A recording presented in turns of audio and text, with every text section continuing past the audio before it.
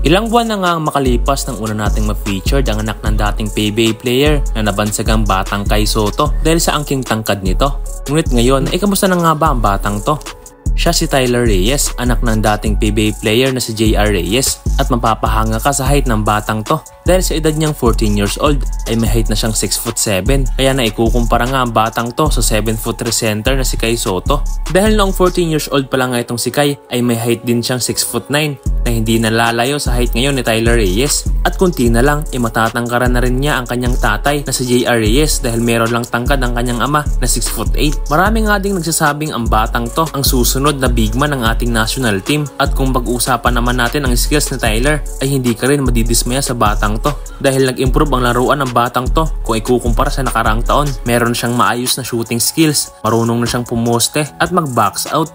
Ang kagandahan sa pamilya ni Tyler ay nag-e-envist ng magulang niya para sa kanyang improvement dahil marami ng training ang nasalihan ng batang to. Katunayan ay nag-training pa nga si Tyler sa Amerika kasama ang kanyang nakababatang kapatid na babae para dito mag-ensayo at matuto pa ng mas advanced na training. Dahil alam naman natin ang Amerika ay magandang lugar para sa project player na kagaya ni Tyler. Kasalukuyang naglalaro si Tyler Reyes para sa UAAP Junior sa koponan ng DLS Yusuvel at napasama na din siya sa Batang Gilas noon. At sumasali din siya ngayon sa iba't ibang liga kagaya na lang ng Batang MPBL. Well, maganda yan para magkaroon pa si Tyler ng mas marami pang experience para magkaroon siya ng confidence at maturity sa laro.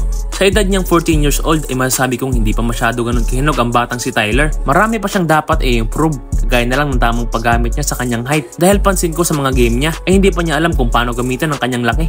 Pero okay lang yan dahil napakabata pa ng batang to. Marami pa siyang oras para mas lalong mag-improve. Ang kailangan lang ng batang to ay maturuan siya ng tama dahil minsan lang si Pinas ang kagaya sa height ng batang to. Kaya sayang naman kung hindi natin magagamit ng maayos ang batang to sa mga susunod na taon.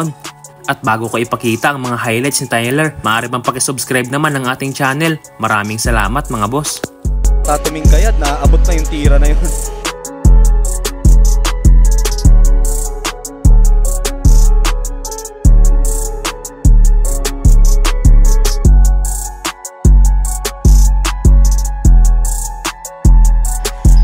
Big guy, like what you said. What about everyone else? Got a good... That ball over, good tap pass to Reyes. Wow. The finish! The difficulty with coaching, no, it's how do you get this message across? But before 20 minutes, 16 and 14. Wow.